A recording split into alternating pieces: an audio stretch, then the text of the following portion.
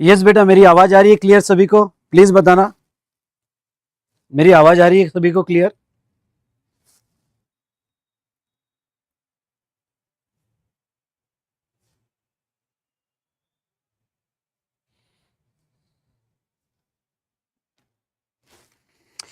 Well so good morning, good afternoon and good evening to all of you. कैसे हो दोस्तों आप सभी लोग? आई होप आप बहुत अच्छे होंगे और मैं भी बहुत अच्छा हूँ। तो चलिए, हमारे यहाँ पे आरआर रिवीजन का सेकंड सेशन स्टार्ट होने वाला है। क्या आप रेडी हो? यस और नो? तो आज हम देखेंगे topic and concept of supply. तो आज का सेशन भी बहुत बढ़िया रहने वाला है। पहले ही आप जो है ओके यहाँ पे एमजेड टाइप कर दो, लाइक कर दो ओके, और मैक्सिमम में रिवीजन शेयर करना है जिसका भी आने वाला अटेम्प्ट होगा। ओके तो चलिए दोस्तों, ओके अभी हम देखेंगे charge of GST and concept of supply. तो लास्ट सेशन में हमने कंप्लीट किया था और लास्ट सेशन में हमने यहाँ पे लेवी जो है okay, levy concept and deem distinct person concept, okay तो लेवी और डीम डिस्टिंक्ट पर्सन कॉन्सेप्ट हमने कंप्लीट किया था। ठीक है, चलो अब आते यहाँ पे, चलो आ जाओ फटाफट फटाफट। ओके चार्ट बुक ओपन करके रखो और चार्ट बुक ओपन करने के बाद आपको जो है ओके डीडीबी कॉन्सेप्ट हमारा हो गया। अब आ जाओ नेक्स्ट कॉन्सेप्ट पे। चलिए नेक्स्ट हम देखेंगे रिसिपिएंट की डेफिनेशन। ओके रिसिपिएंट की डेफिनेशन। तो यहाँ पे एक सवाल आ जाता है कि who should be the recipient. तो एग्जाम के लिए कोई इतना इंपॉर्टेंट नहीं, कीप इन प्रायोरिटी बी। हम देखो एबीसी एनालिसिस चलाएंगे। एबीसी एनालिसिस मतलब ए प्रायोरिटी, बी कम और सी मतलब रीड करके चले जाना। ओके लर्न करने की जरूरत नहीं है, तो ये आप बी में रख सकते हो। ओके यहाँ पे ज्यादा एम्फोसाइज करने की जरूरत नहीं है। रिसिपिएंट कौन, ये डेफिनेशन क्यों इंपॉर्टेंट है? देखो यहाँ पे दो चीजें, जैसा रिवर चार्ज रिसिपिएंट के बेस पर है। Who should be the recipient, okay उसको टैक्स देना पड़ता है। प्लेस ऑफ सप्लाई, बहुत से प्लेस ऑफ सप्लाई सर्विसेज के रिसिपिएंट के बेस पर है। तो यहाँ पे रिसिपिएंट की डेफिनेशन क्या है? ये दो पार्ट में डिवाइड होती है। पहला, वेयर सप्लाई ऑफ गुड्स और services is for consideration. Okay supply of goods और सर्विस कंसिडरेशन पे है। और दूसरा सप्लाई ऑफ गुड्स और सर्विस विदाउट कंसिडरेशन। अब देखो जब मैं सप्लाई पढ़ा होगा तो सप्लाई दो टाइप के होते हैं, एक जिसमें कंसिडरेशन है और कुछ ऐसे सप्लाई जो शेड्यूल 1 के सप्लाई होते हैं जिसमें कंसिडरेशन नहीं है। तो अगर आपके सप्लाई में कंसिडरेशन है, मतलब सेक्शन 7(1)(a) का सप्लाई है, याद आ रहा है आपको? ओके कहिए यस सर। तो सेक्शन 7(1)(a) का सप्लाई है और उसमें कंसिडरेशन है, तो फिर रेसिपिएंट की डेफिनेशन बहुत क्लियर है। कौन? A person who liable to pay such consideration. जो कंसिडरेशन देगा वो रेसिपिएंट माना जाएगा। इसमें मैंने हमारे रेगुलर क्लास में बहुत अच्छे एग्जांपल्स लिए थे, जिसमें मैं आपको ये बता दूं। एक एग्जांपल था, समझ लो। ओके आप मेरा क्लास कर रहे हो लेकिन आप as a corporate training, GST training के लिए आए हो, जिसका पैसा कंपनी दे रही है, आप नहीं दे रहे हो। तो एक्चुअली आप मेरा क्लास कर रहे हो लेकिन पैसा कंपनी दे रही है। तो पैसा कंपनी दे रही होगी तो who should be the recipient? तो recipient is the company and not you, even though I am providing services to you. तो कंपनी यहाँ पे जो है रिसिपिएंट मानी जाएगी। ठीक है। दूसरा अगर हम देखें यहाँ पे, वेयर सप्लाई ऑफ गुड्स और सर्विसेज विदाउट कंसिडरेशन, भाई कंसिडरेशन नहीं है तो क्या करें? तो वो केस में उन्होंने कहा कि अगर आपने गुड्स का सप्लाई किया, जैसे ब्रांच ट्रांसफर, स्टॉक ट्रांसफर हुआ, permanent transfer of business asset on which ITC is taken, related party transaction, principal to agent, okay तो ऐसे कुछ ट्रांजैक्शन है जो विदाउट कंसिडरेशन हो गए तो भी सप्लाई बोले जाएंगे। तो ये केस में हु शुड बी रिसिपिएंट? तो फिर उन्होंने दूसरा तरीका क्या किया, अब कंसिडरेशन ही नहीं है तो गुड्स होगा, तो जिसको गुड्स डिलीवर्ड किया, the person whom the goods are delivered और मेड अवेलेबल और पोजेशन और use of the goods is given. मतलब क्या? मतलब whatever the words you are going to use, आपने डिलीवर्ड किया होगा, अवेलेबल करवा के दिया होगा या पोजीशन दिया होगा, ओके तो वो जो है रिसिपिएंट माना जाएगा। और सर्विस होगी तो सर्विस जिसको, जो पर्सन को आपने सर्विस रेंडर की उसको रिसिपिएंट माना जाएगा। तो चलो इसको 2 मिनट में याद रखना है तो कैसे करें? कंसिडरेशन होगा तो जो पैसा देगा वो रिसिपिएंट, और कंसिडरेशन नहीं होगा, सुनो कंसिडरेशन नहीं होगा तो ऐसे सिचुएशन में यहाँ पे जिसको गुड्स दिया या जिसको सर्विस दी, तो बिल्कुल आपने रिवाइज ऐसा करना। ओके वर्ड्स पे ग्रीप तो आपकी रीडिंग होगी, सेकंड रीडिंग होगी, एग्जाम के पहले भी रीडिंग होगी, तब वर्ड्स पे ग्रीप आती है। पर अभी दिमाग में कैसा रखना? कंसिडरेशन है, कंसिडरेशन नहीं, स्क्रिबल कर लिया, दैट्स ऑल। उसके बाद में recipient also includes agent acting on the behalf of recipient. अगर कोई एजेंट एक्ट कर रहा है on the behalf of recipient तो उसको भी रिसिपिएंट माना जाएगा। उसके बाद में और कुछ important definition, registered person, okay देखो बहुत सी बार रजिस्टर्ड पर्सन ये वर्ड ना यूज किया है एक्ट में। जैसे अगर आप आईटीसी चैप्टर पढ़ते हो तो आईटीसी में सेक्शन 16(1) ये कहता है कि आप रजिस्टर्ड पर्सन होगे तो ही आपको आईटीसी मिलेगा। उसके बाद में प्रोसीजरल चैप्टर देखते हो, इनवॉइस चैप्टर देखते हो, तो बहुत सी जगह या फाइनल में ओके ऑफेंस प्रोसिक्यूशंस ये जो चैप्टर्स है ओके तो इसमें बहुत सी जगह रजिस्टर्ड पर्सन वर्ड है। तो who should be a registered person, तो रजिस्टर्ड पर्सन उन्होंने वर्ड देखो क्या किया, जिसने रजिस्ट्रेशन लिया अंडर सेक्शन 25 मतलब ओके आरईजी 01 फॉर्म फाइल किया और आरईजी 01 फॉर्म फाइल करके रजिस्ट्रेशन लिया ओके उसको रजिस्टर्ड पर्सन माना जाएगा। लेकिन यहाँ पे एमसीक्यू के लिए या कोई 2 मार्क का क्वेश्चन आ सकता है और यहाँ देना ओके वो सेकंड पॉइंट क्या है, but does not includes a person having unique identity number UIN. Sir ये क्या होता है, और ये रजिस्टर्ड पर्सन नहीं माने जाते हैं। ओके ये रजिस्टर्ड पर्सन नहीं माने जाते हैं। तो जिसके पास यूआईएन है वो रजिस्टर्ड पर्सन नहीं माने जाते। अब इधर ही आप ज्यादा ध्यान नहीं देते हो और यही इंस्टीट्यूट आपको सवाल पूछती है। जैसा देखो क्या है, यूनाइटेड नेशंस के organisation, multilateral financial organisations, okay foreign embassy, okay foreign embassies या notified person by the government. Okay ये जो है आपको 4 लोग मिलेंगे और रजिस्ट्रेशन चैप्टर में मिलेंगे। अब यूनाइटेड नेशंस के ऑफिस यहाँ पे इंडिया में है या मल्टीलैटरल फाइनेंशियल इंस्टीट्यूशन के ऑफिस इंडिया में है या ओके यहाँ पे फॉरेन एम्बेसी समझ लो इंडिया में यूएस एम्बेसी है। ओके यूएस एम्बेसी है तो इनको जीएसटी में रजिस्ट्रेशन लेने की जरूरत नहीं है। अब फायदा क्या है, अगर इन्होंने जीएसटी में रजिस्ट्रेशन नहीं लिया तो जीएसटी के कोई भी कंप्लायंसेस करने की जरूरत नहीं है, क्योंकि कंप्लायंसेस किसको करना पड़ता है, रजिस्टर्ड पर्सन को। तो इनको कोई भी कंप्लायंस करने की कहीं भी जरूरत नहीं है। ओके तो यहाँ पे ये जो हुआ, अब सुनना ओके ये रजिस्टर्ड पर्सन नहीं है तो इनके आउटपुट पे टैक्स नहीं आता है। अब जब रजिस्टर्ड पर्सन ही नहीं है तो आउटपुट पे टैक्स नहीं आता है। और गवर्नमेंट ने कहा कि भाई यूनाइटेड नेशंस के ऑफिसेस है जो इंडिया में सप्लाई करेंगे गुड्स और सर्विसेज का, उसके ऊपर जीएसटी नहीं लगाएंगे। या फिर जो भी एक्टिविटी इंडिया में करेंगे, फॉरेन एम्बेसी से जो भी एक्टिविटी इंडिया में करेंगे उसके ऊपर जीएसटी नहीं लगाएगी, तो इनके आउटपुट पे तो टैक्स आता नहीं है। लेकिन क्या होता है, ये इंडिया से बहुत से गुड्स परचेस करते हैं। सुनो, इंडिया से बहुत से गुड्स परचेस करते हैं जिसके ऊपर जीएसटी लग के आता है। तो गवर्नमेंट ने इनका रिस्पेक्ट रखा है, भाई फॉरेन एम्बेसी है ओके, राजदूत है, यमदूत नहीं राजदूत है ओके, तो वो रिस्पेक्ट रखा है क्योंकि हमारे कंट्री के ऑफिसेस को भी अदर कंट्री रिस्पेक्ट रखती है। तो फिर इनके परचेस पे जो जीएसटी लग के आया उसका क्या, तो गवर्नमेंट कहती है कि ये जो आपके परचेस पे जीएसटी लग के आया उसका रिफंड मिल जाएगा। आई रिपीट, उसका ओके ये यूएस एम्बेसी हो, यूनाइटेड नेशन, इनको रिफंड मिल जाता है। पर रिफंड लेने के लिए फिर इनके पास नंबर कहाँ है, क्योंकि ये तो रजिस्टर्ड पर्सन है ही नहीं।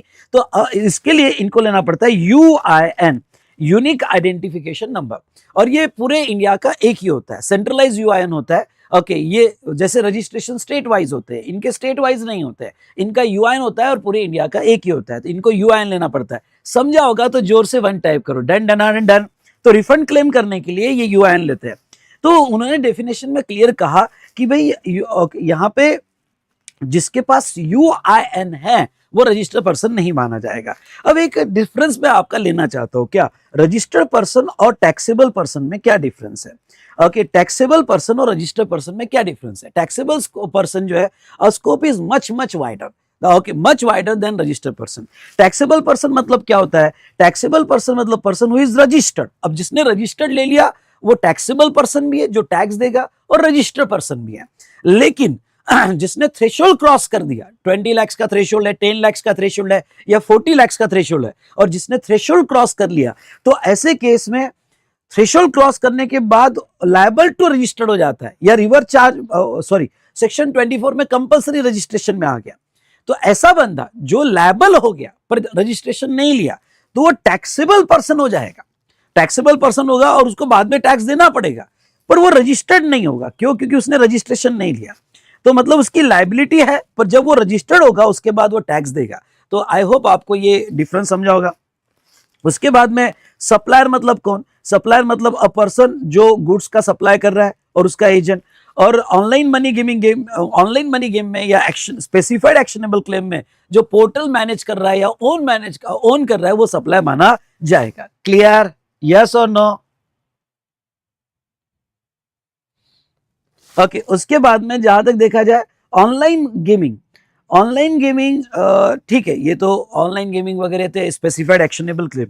हाँ एक ये थोड़ा अच्छे से पढ़ के जाना, स्पेसिफाइड एक्शनेबल क्लेम। अब ये क्या है, ओके देखो एक्शनेबल क्लेम गुड्स है, point number 1 actionable claim goods के डेफिनेशन में आता है। पॉइंट नंबर 2 पर शेड्यूल 3 के हिसाब से एक्शनेबल क्लेम सप्लाई नहीं माना जाएगा एक्सेप्ट स्पेसिफाइड एक्शनेबल क्लेम। यानी शेड्यूल का पैरा 6 कहता है, शेड्यूल 3 का पैरा 6 कहता है, जो हम आगे देखेंगे, कि एक्शनेबल क्लेम सप्लाई नहीं माना जाएगा एक्सेप्ट स्पेसिफाइड एक्शनेबल क्लेम। मतलब क्या, अगर आपके स्पेसिफाइड एक्शनेबल क्लेम होंगे तो वो सप्लाई माना जाएगा और उसके ऊपर जीएसटी आएगा। आई रिपीट, उसके ऊपर जीएसटी आएगा। तो ऐसे केस में स्पेसिफाइड एक्शनेबल क्लेम मतलब क्या, betting, casino, gambling, horse racing, lottery, online money gaming. Okay, तो ये स्पेसिफाइड एक्शनेबल क्लेम भाई साहब, ओके, इस पर जीएसटी आता है। Okay, done done done done, तो थोड़ा ये अच्छे से पढ़ के जाना, कभी क्वेश्चन आपको आ सकता है। नाउ अब मैं आता हूं नेक्स्ट डेफिनेशन पे, और नेक्स्ट डेफिनेशन है गुड्स और सर्विसेज की। तो what do you mean by goods and what do you mean by services? ओ भाई इधर देख, इधर देख, इधर ध्यान दे। ओके, गुड्स यानी क्या और सर्विसेज यानी क्या? ओके, तो यहां पे जीएसटी में ओके ये डेफिनेशन बहुत सी बार जब 10 मार्क्स के क्वेश्चन होते हैं, ओके, या कोई न्यूमेरिकल क्वेश्चन 5 मार्क्स के पूछे गए, तो रिमार्क देने के लिए डेफिनेशन याद रखनी पड़ती है। इसका मतलब ये हुआ कि आपको रट्टा नहीं मारना है, पर इसमें का कोई पॉइंट आया तो आपको रिमार्क देते आना चाहिए। ओके, इसलिए ये डेफिनेशन जो है आपको अच्छे से पढ़ना है। Done done done done. तो ऐसे सिचुएशन में गुड्स यानी क्या? गुड्स यानी any kind of movable property. ये तो यार बचपन से पढ़ रहे हैं, जब से आप कॉमर्स फील्ड में आए हो। ओके, कि any kind of movable property वो गुड्स होता है। लेकिन आपको सेकंड पॉइंट याद क्या रखना है? सेकंड पॉइंट याद रखना है कि मनी और सिक्योरिटीज, सुनना, मनी और सिक्योरिटीज गुड्स के डेफिनेशन में नहीं होंगे। इसलिए प्रॉब्लम सॉल्व करते वक्त जब भी आपके सामने ट्रांजैक्शन इन मनी आया, ओके, या ट्रांजैक्शन, भाई किसी को लोन दिया, अभी कोई बैंक का क्वेश्चन आया और बैंक में लिखा कि भाई किसी को लोन दिया, ओडी दिया, सीसी दिया, तो वो ट्रांजैक्शन इन मनी है क्योंकि आपने पैसा यूज करने दिया। ओके, तो वो जो लोन की अमाउंट होगी, 500 करोड़ का लोन दिया, 600 करोड़ का लोन दिया, उसके ऊपर जीएसटी नहीं आएगा। मेरी बात सुन, उसके ऊपर जीएसटी नहीं आएगा। ओके, हाँ, लोन का इंटरेस्ट होगा तो हम देखेंगे आगे, पर लोन देना is the transaction money, deposit रखना ट्रांजैक्शन मनी, इन्वेस्ट करना ट्रांजैक्शन इन मनी। और दूसरी बात है सिक्योरिटीज। जब प्रॉब्लम आप सॉल्व करोगे तो कभी एक आधी एडजस्टमेंट आ जाएगी, भाई ओके, शेयर बेचे, बॉन्ड है, डिबेंचर्स है, ओके, फ्यूचर कॉल ऑप्शन है। अगर सिक्योरिटीज ट्रांजैक्शन हो गए तो उसके ऊपर जीएसटी मत लगाना। Done done done done. लेकिन मैं आपको एक बात कह दूं, यहां पे वो गुड्स के डेफिनेशन में नहीं आएंगे, पर इंक्लूड्स, गुड्स के डेफिनेशन में इन्होंने इंक्लूड किया एक्शनेबल क्लेम्स। क्यों? क्योंकि क्या है, कुछ एक्शनेबल क्लेम पे इनको जीएसटी लगाना था, सारे एक्शनेबल क्लेम्स पे नहीं। कुछ जो स्पेसिफाइड एक्शनेबल क्लेम थे, ये स्पेसिफाइड एक्शनेबल क्लेम पे इनको जीएसटी लगाना था, इसलिए उसको डाल दिया गुड्स के डेफिनेशन में। और बाद में शेड्यूल 3 में कह दिया कि देखो, ये स्पेसिफाइड एक्शनेबल क्लेम पे ही जीएसटी आएगा, इसके अलावा बाकी एक्शनेबल क्लेम पे जीएसटी नहीं आएगा, लेकिन उसे गुड्स माना जाएगा। क्लियर? ओके। अरे भाई साहब क्या देख रहे हो, लिखो क्लियर, मेरे साथ इन्वॉल्व हो जाओ, देखो लर्न करवा दूंगा। और इस बार ओके जीएसटी में तो हमें अच्छा स्कोर करना है। Done done done done. तो चलिए, तो नाउ एक्शनेबल क्लेम और दूसरा growing crop, grass, things attached to और फॉर्मिंग अ पार्ट ऑफ और लैंड और एग्रीड टू बी सो। मतलब क्या, अगर किसी ने ग्रोइंग क्रॉप खरीद के बेचा, ग्रोइंग क्रॉप खरीद के बेचा, तो वो गुड्स का पार्ट माना जाएगा। ओके, तो ये था गुड्स की डेफिनेशन। उसके बाद में सर्विस की डेफिनेशन। भाई साहब सर्विस की डेफिनेशन ना बहुत ही वाइडर स्कोप में है। क्या है? ओके सर, बोलो बोलो क्या है? ओके, देखो सर्विस की डेफिनेशन है एनीथिंग अदर देन गुड्स। भाई ये तो एसआर की स्टाइल करती है, anything other than goods. Okay, तो ये एनीथिंग अदर देन गुड्स मतलब क्या? मतलब गुड्स जो होगा तो वो तो गुड्स की डेफिनेशन में जाएगा। उसके अलावा आपने कैसे भी पैसा कमाया, ओके, सर्विस की डेफिनेशन को बताओ कि कुछ किया, ओके, एक्टिविटी की जिसका पैसा कमाया, in the course of business, tax आ जाएगा। कुछ ना करने का पैसा लिया, एनीथिंग, ओके, कुछ ना करने का पैसा भी लिया, तभी सर्विस। ओके, उन्होंने बहुत ही वाइडर स्कोप पे रखी डेफिनेशन सर्विस। लेकिन सर्विस में दो चीजें नहीं आई, क्या? मनी और सिक्योरिटीज, ना गुड्स में आएगा ना सर्विस में आएगा, और इसके ऊपर जीएसटी ओके कॉन्ट्रैक्ट नहीं आएगा। लेकिन इंक्लूड्स, ये वाला एरिया पे बार बार क्वेश्चन पूछे जाते हैं। ओके, इसलिए मैं कहूंगा कि ये वाला एरिया थोड़ा अच्छे से, और इसका ना कनेक्शन आगे बहुत ज्यादा है। ओके, इसका कनेक्शन आगे बहुत ज्यादा है। ए बोल क्या, कौन सा एरिया है वो? चल चल चल चल, इधर ध्यान दे, इधर ध्यान दे, मैं क्या बोल रहा हूं। Okay, separate consideration is charge. सुनो, separate consideration is charge for use of money. Okay, देखो मनी किसी को देना, वो उस पर जीएसटी नहीं, पर उसका यूज करने का सेपरेट पैसा लगा। भाई भाई देखो मैं तेरे को पैसा दे रहा हूं पर अपने को इंटरेस्ट लगेगा भाई साहब। ओके इंटरेस्ट लेंगे अपन। ओके तो अपन इंटरेस्ट लेंगे तो गवर्नमेंट कहती तू इंटरेस्ट लेगा तो अपन भी टैक्स लेंगे। ओके तो अपन भी टैक्स लेंगे। तो तुमने जो सेपरेट इंटरेस्ट लगाया या कन्वर्जन ऑफ मनी का कमीशन लगाया, ओके या फिर तुमने जो सिक्योरिटीज को फैसिलिटेट या अरेंज किया जिसका ब्रोकरेज पोर्टफोलियो मैनेजमेंट फीस लगाई, ओके तो ये सेपरेट कंसिडरेशन, ये वर्ड आना ही चाहिए, बोलो एक बार मेरे साथ फिर से, सेपरेट कंसिडरेशन आपने अगर चार्ज किया तो उसके ऊपर जीएसटी आएगा। ओके जीएसटी आएगा। लेकिन मैं आपको एक बात कहना चाहता हूं, थोड़ा सा मैं इसके बारे में बात करना चाहता हूं, जो इंटरेस्ट वाला है ना इसके बारे में बात करना चाहता हूं। ये आगे जब हम एग्जाम्शन नोटिफिकेशन पढ़ेंगे 12/2017 यानी एग्जाम्शन चैप्टर पढ़ेंगे तो ये ना इंटरेस्ट गवर्नमेंट ने एग्जाम किया हुआ है। ओके सिर्फ interest on credit card charge किया है। अभी इंटरेस्ट गवर्नमेंट कहती है देखे चलो अभी इंटरेस्ट सर्विस है पर छोड़ देते यार। ओके हमें इकोनॉमी बूस्ट करनी है, लोग ज्यादा से ज्यादा यहाँ पे लोन लेने से ज्यादा क्या होगा, गुड्स और सर्विसेज खरीदेंगे, उससे इंडस्ट्रियलाइजेशन बढ़ेगा, प्रोडक्ट बढ़ेगा। ओके तो चलो okay to boost the economy हम इंटरेस्ट पे फिलहाल जीएसटी नहीं लेंगे। ओके तो फिलहाल नहीं लेंगे, अभी तो एग्जाम्प्ट है, पर इंटरेस्ट इज अ सर्विस। तो मेरा कंक्लूजन क्या आया, ए सुन इधर सुन, और ओके मजा आया तो एमजे टाइप करना मैं जो कह रहा हूं, अगर आप तक बात पहुंच जाए तो वाह वाह। ओके तो देखो इंटरेस्ट इज अ सर्विस है ना, separate consideration charge for use of money, technical word है, separate consideration charge for use of money that is interest is a service, but फिलहाल क्या exempted except credit card. Okay तो ये हमने देखा regarding to goods और services. Now भाई साहब इधर आ जाओ टाइप्स ऑफ सप्लाई। ओके ये टाइप्स ऑफ सप्लाई में क्या, और ये चार्ट पढ़ने में मजा आ रहा था। आपका फास्ट होता है क्या चार्ट पढ़ने में? फास्ट होता है तो फटाफट मेरे साथ कम्युनिकेट करो और एफ टाइप करो। ओके भाई फास्ट हो रहा है सर और हमको मजा आ रहा है चार्ट पढ़ने में। ओके आपकी कमेंट और आप जितना ज्यादा ये वीडियो शेयर करोगे, आपने दोस्तों को हेल्प करोगे भाई साहब, ओके मैं जो आपके लिए मेहनत ले रहा हूं वो पहुंच गई आप तक। ओके चलो तो यहाँ देख दूसरा टाइप्स ऑफ सप्लाई। अब ये टाइप्स ऑफ सप्लाई में दो, एक तो टैक्सेबल सप्लाई और दूसरा नॉन टैक्सेबल सप्लाई। सुनना, taxable supply and non taxable supply. तो ये टैक्सेबल सप्लाई यानी क्या? टैक्सेबल सप्लाई मतलब जिसके ऊपर लेवी है, अंडरलाइन यहाँ, जिसके ऊपर लेवी है जीएसटी का। ओके जीएसटी का लेवी है, और नॉन टैक्सेबल मतलब लेवी नहीं है। अब देखो इसके बाद में जिंदगी में ओके गर्लफ्रेंड भी आपको पूछे ना कि नॉन टैक्सेबल सप्लाई, तो लड़खड़ाना नहीं, बिल्कुल लड़खड़ाना नहीं। ओके भाई मेरी वाइफ भी अगर मेरे को पूछे, वैसे तो हो सकता है कभी मैं लड़खड़ा जाऊं, लेकिन अगर मैं यहाँ पे पूछा नॉन टैक्सेबल सप्लाई तो बिल्कुल लड़खड़ाना नहीं। क्या? तो यहाँ पे 5 पेट्रोलियम प्रोडक्ट, ए बोल ओके बोल 5 पेट्रोलियम प्रोडक्ट और alcoholic liquor for human consumption जिसके ऊपर लेवी ही नहीं है, और एक ऐड कर दो, प्लस कर दो वहां पे, प्लस ENA याद आया, ENA याद आया। ओके यस सही, तो प्लस ENA। ओके तो एसएस अब 5 + 6 + 1 यानी 7 हो गए। तो बस नॉन टैक्सेबल बोला कि ये 7 ही दिमाग में आने चाहिए। ओके फालतू चीजें दिमाग में नहीं आनी चाहिए, समझे कि नहीं समझे? ओके तो ऐसे केस में ओके तो 7 प्रोडक्ट ही नॉन टैक्सेबल बोले जाएंगे जिसके ऊपर लेवी नहीं। लेवी मतलब क्या? लेवी यहाँ पे ओके लेवी है पर चार्जेबल होगा जिसके ऊपर जीएसटी पेबल है। जैसे अभी जीएसटी जो है ओके 5%, 12%, 18% और 28%। ओके ऐसे रेट उसके ऊपर है, पर जीएसटी रिफॉर्म 2.0 जो ओके ध्यान रखना, ओके यहाँ पे ये रेट्स आपको लर्न नहीं करने, सिर्फ आपके नॉलेज के लिए बता दूं कि जीएसटी रिफॉर्म 2.0 में 5%, 18% एंड 40% नए रेट आए। तो जिसके ऊपर जीएसटी पेएबल है, सुनो जिसके ऊपर जीएसटी पेएबल है वो चार्जेबल सप्लाई बोला जाएगा। अच्छा जीरो रेट सप्लाई यानी क्या? ओए सुन, जीरो रेट यानी क्या? जीरो रेट यानी नील नहीं, जीरो रेट यानी आप जो एक्सपोर्ट करते हो, सुनो सप्लाई ऑफ गुड्स और सर्विस विच इज चार्जेबल, और वो एक्सपोर्ट इंसेंटिव है। आप जो एक्सपोर्ट करते हो, डायरेक्ट एक्सपोर्टर्स और बेनिफिट फॉर डायरेक्ट एक्सपोर्टर और SEZ स्पेशल इकोनॉमिक जोन को सप्लाई करते हो तो गवर्नमेंट आपको इंसेंटिव देती है। ओके तो वो इंसेंटिव जीरो रेट बोला जाता है। तो स्पेशल इकोनॉमिक जोन में ऑथराइज ऑपरेशन को देती है तो उसको जीरो रेट बोला जाता है। उसके बाद में नेक्स्ट नील रेट सप्लाई।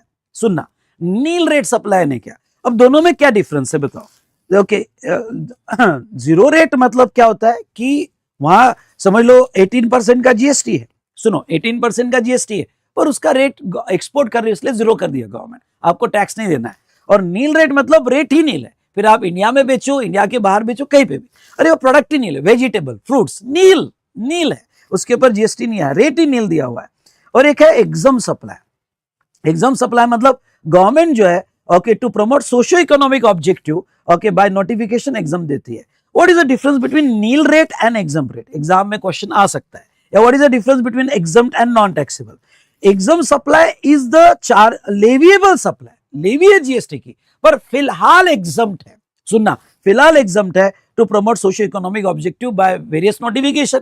कल जाके इमीडिएट गवर्नमेंट कभी भी इसके ऊपर जीएसटी ला सकती है। जैसे इस बार हुआ जीएसटी रिफॉर्म 2.0 में बहुत से एग्जम्पशन विड्रॉ भी हुए ओके गुड्स के, तो जीएसटी उसके ऊपर गवर्नमेंट ला सकती है। और नॉन टैक्सेबल मतलब क्या? नॉन टैक्सेबल मतलब कि अगर उसके ऊपर लेवी लाना है तो वहां पे कॉन्स्टिट्यूशनल अमेंडमेंट करनी पड़ेगी, जीएसटी काउंसिल का रिकमेंडेशन चाहिए, तब जाके लेवी आ सकती है। और दूसरा मैं आपको यहां बता दूं ओके नील रेट और एग्जाम में क्या डिफरेंस है।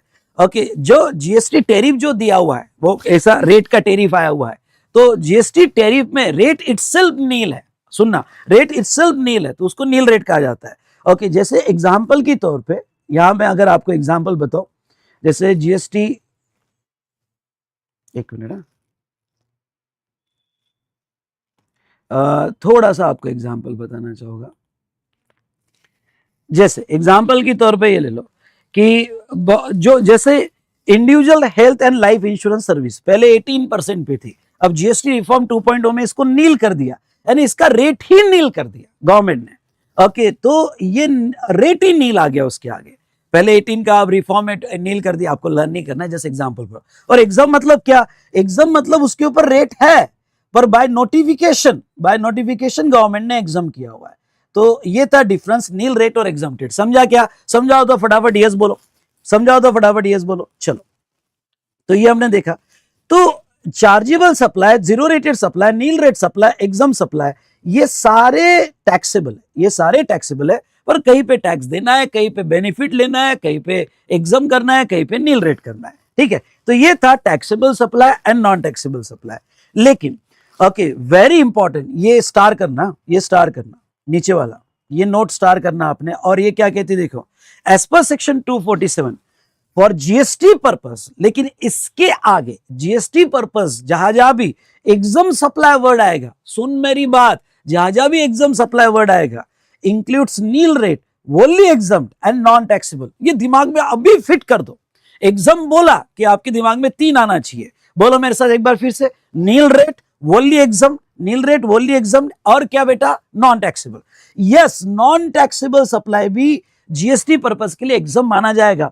देखो वैसे तीनों में डिफरेंस है, बोलो मेरे साथ, वैसे तीनों में डिफरेंस है, लेकिन आगे जो भी प्रोविजन होगी उसमें तीनों सप्लाई एक ही नाम से बोले जाएंगे, और वो कौन सा? एग्जाम सप्लाई के नाम से बोले जाएंगे। ये समझा क्या? तो जितने भी स्टूडेंट कनेक्टेड है ये समझाओगा तो फटाफट 1 टाइप करो। तो चलिए भाई साहब, ओके ये हमने देख लिया। उसके बाद में बिजनेस इंक्लूड्स, ये डेफिनेशन लर्न नहीं करना है, सिर्फ रीड करके जाना है बिजनेस की definition. Keep in priority B, okay B, ABC analysis में बी में रखो, ओके, और सिर्फ रीड करके जाना है और वहां लिख देना बिल्कुल, जस्ट रीड। ओके आपको बहुत स्पेसिफिक चलना है, क्या मैं लर्न करूं, क्या फोकस करूं, क्योंकि लिमिटेड टाइम है आपके पास, क्या मैं लर्न करूं, फोकस करूं और रीड करूं, बस। ओके तो इसको रीड करके जाना है। यहां पे बिजनेस की डेफिनेशन क्या?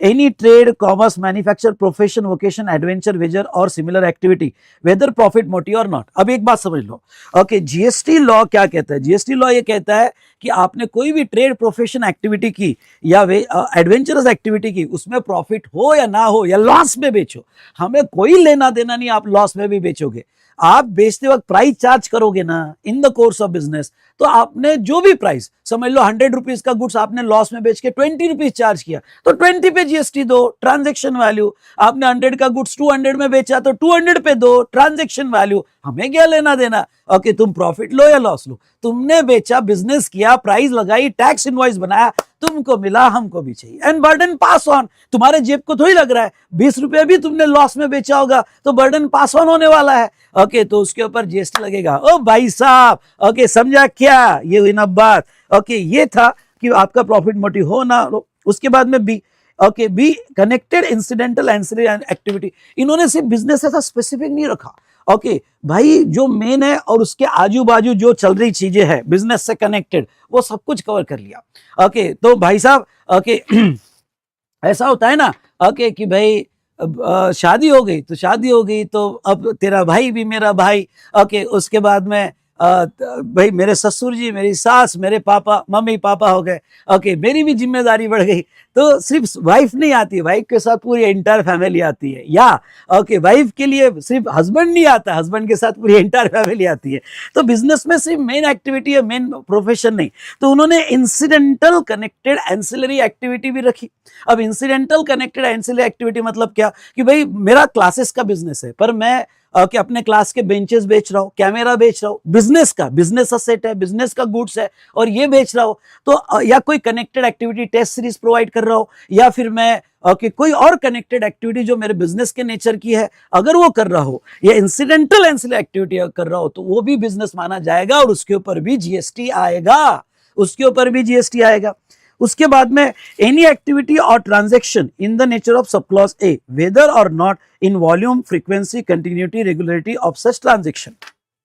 ओके, तो इन शॉर्ट यहां पे देखो तीसरा क्या कहते हैं, वो तीसरा कहते हैं कभी कभी कोई एक्टिविटी निकली आपके बिजनेस से, लेकिन आप रेगुलर नहीं करते हो, कभी कभी वॉल्यूम में नहीं करते हो, फ्रीक्वेंसी में नहीं करते हो, एक आधी बार करते हो, पर ओके, वो in the nature of clause A है, in the nature of clause A है, तो ट्रेड और प्रोफेशन से आया हुआ, तो वो केस में उसको भी जो है यहाँ पे बिजनेस बोला जाएगा। फॉर एग्जाम्पल, ओके भाई, मैं ओके यहाँ पे मुझे जो है, लेट्स से एग्जांपल, ये ऑनलाइन जो है, या ऑनलाइन का सेटअप का मुझे नॉलेज है। अब ये मेरा मेन बिजनेस नहीं भाई, मेरा मेन बिजनेस है जीएसटी पढ़ाना, पर कोई फैकल्टी मेरे पास आ गई और उसने कहा कि सर आपको एक्सपीरियंस है तो मुझे ऑनलाइन सेटअप करके दीजिए ना, तो मैंने कभी कभी एक आधी बार चल कर देता यार, मेरे पास टाइम मिल रहा है, कर देता तेरे को ऑनलाइन सेटअप, और उसका चार्ज किया मैंने 50 लाख। तो ऑनलाइन सेटअप का अगर मैं 50 लाख चार्ज कर रहा हूँ, वो रेयर एक्टिविटी पर है, तो मेरे बिजनेस से जन्मी हुई, तो अगर मेरे बिजनेस से जन्मी हुई रेयर एक्टिविटी क्यों ना हो, वो भी बिजनेस मानी जाएगी। उसके बाद में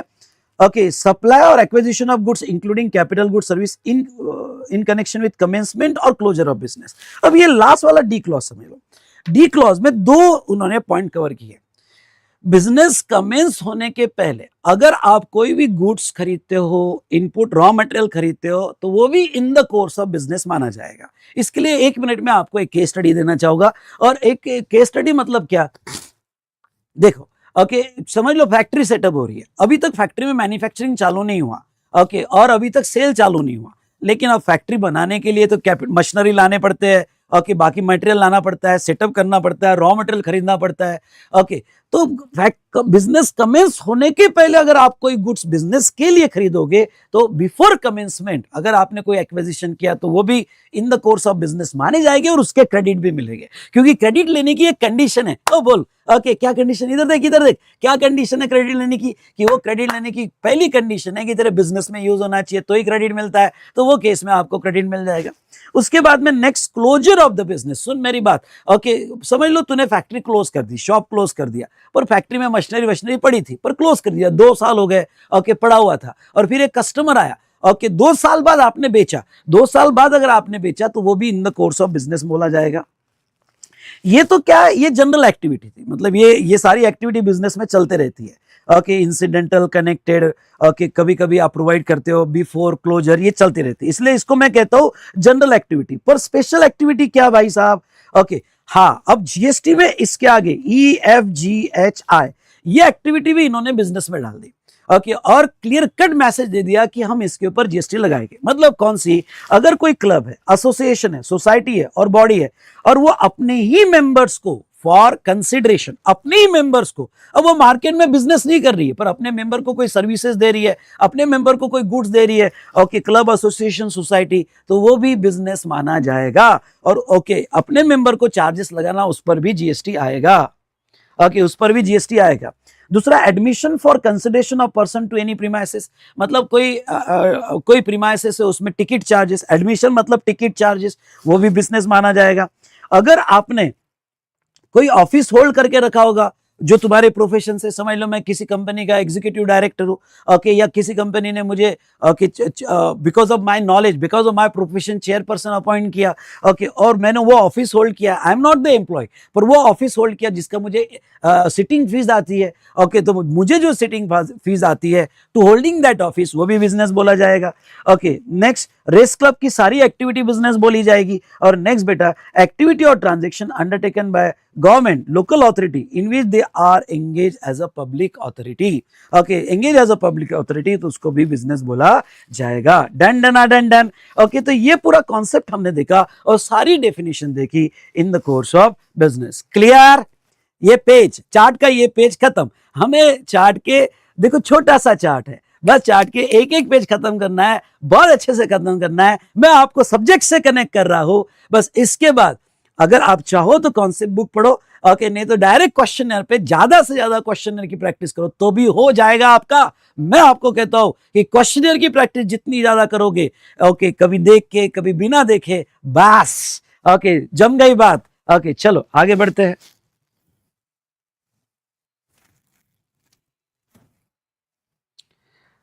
अब आ जाओ कॉन्सेप्ट ऑफ सप्लाई। रेडी हो? ओके, रेडी हो कॉन्सेप्ट ऑफ सप्लाई के लिए?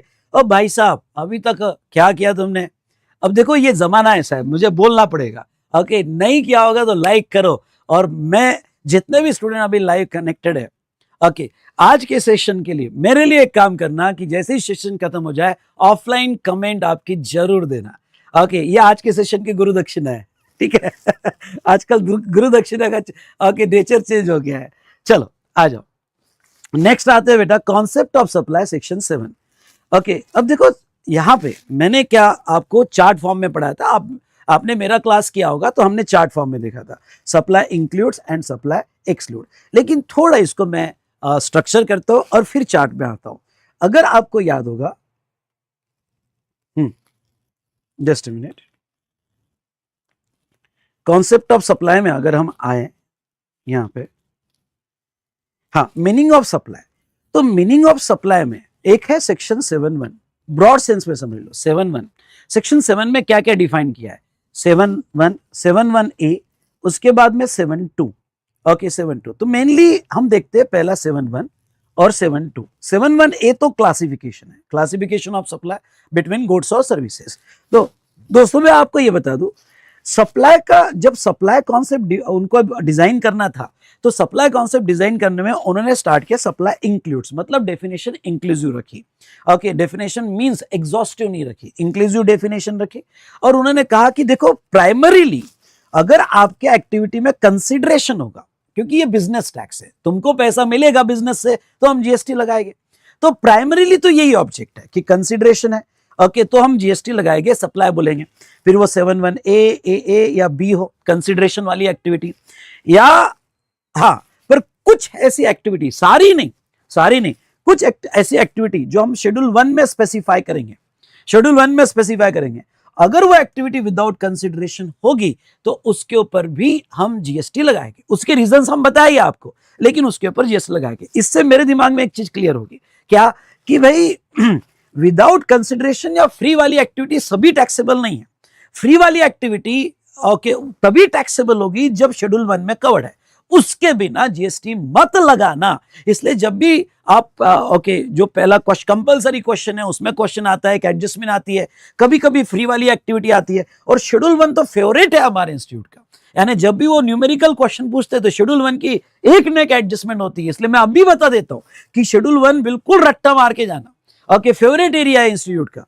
तो ये जो कुछ 4 एक्टिविटीज है शेड्यूल 1 में, ओके, वो अगर एक्टिविटी किया तो सप्लाई, बाकी फ्री सप्लाई पे जीएसटी नहीं आएगा। सप्लाई पे जीएसटी तभी आएगा जब कंसिडरेशन होगा, और नो डाउट ये विद कंसिडरेशन और विदाउट कंसिडरेशन ये दोनों एक्टिविटी इन द कोर्स और फर्दरेंस ऑफ बिजनेस होनी चाहिए, क्योंकि ये बिजनेस टैक्स है और इन द कोर्स ऑफ बिजनेस हुई तो ही इसके ऊपर जीएसटी लगाया जाएगा। Done done done done, clear? समझ में आया कि नहीं आया? चलो, तो ये था उन्होंने, ये तो था सप्लाई इंक्लूड्स। हाँ, लेकिन वो कहते हैं सप्लाई एक्सक्लूड।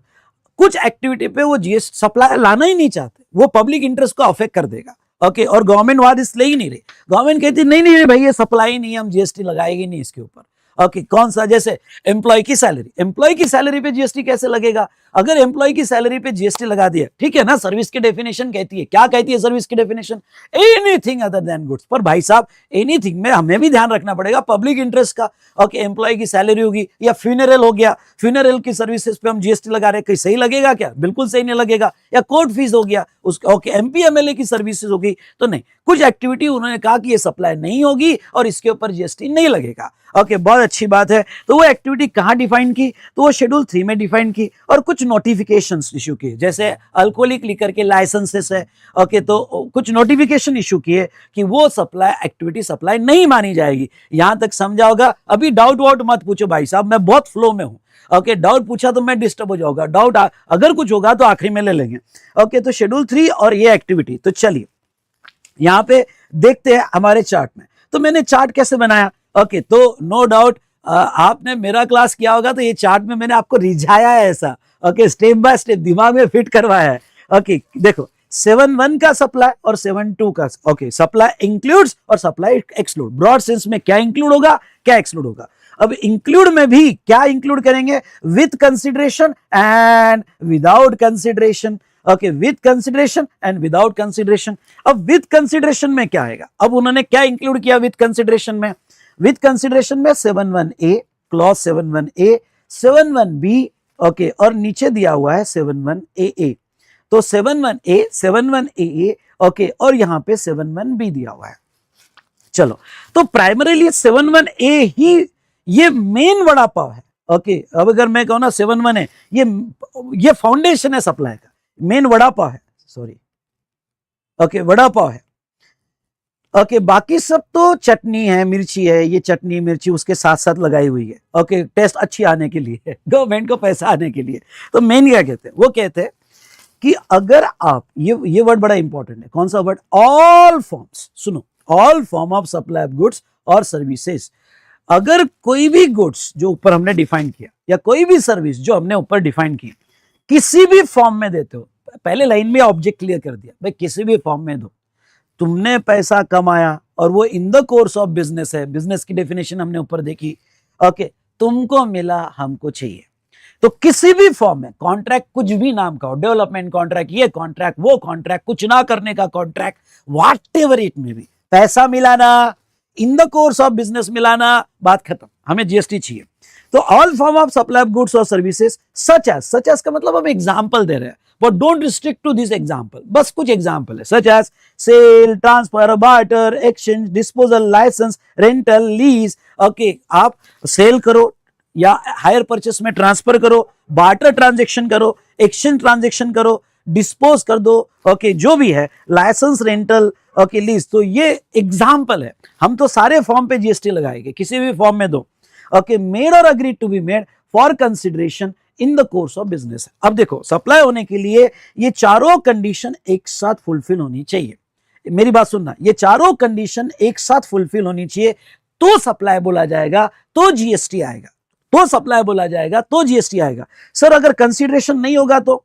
ओके, कंसिडरेशन नहीं होगा तो जीएसटी नहीं आएगा except schedule 1। Sir in the course of business नहीं होगा तो? In the course of business नहीं होगा तो जीएसटी नहीं आएगा। ओके, तो ये दो तो मेन फैक्टर है। ओके, मेन फैक्टर है, होना ही चाहिए तो ही जीएसटी आएगा।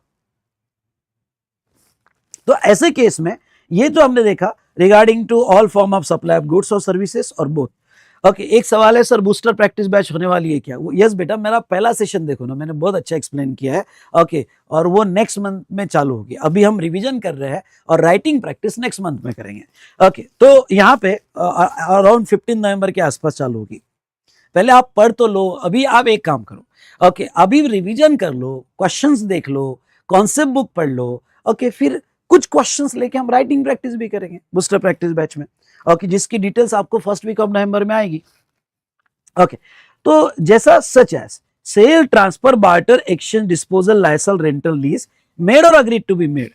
ओके, तो मेड जो है और अग्रीड टू बी मेड, अब ध्यान से सुनना, जस्ट मिनट, कुछ तो प्रॉब्लम हो रहा है।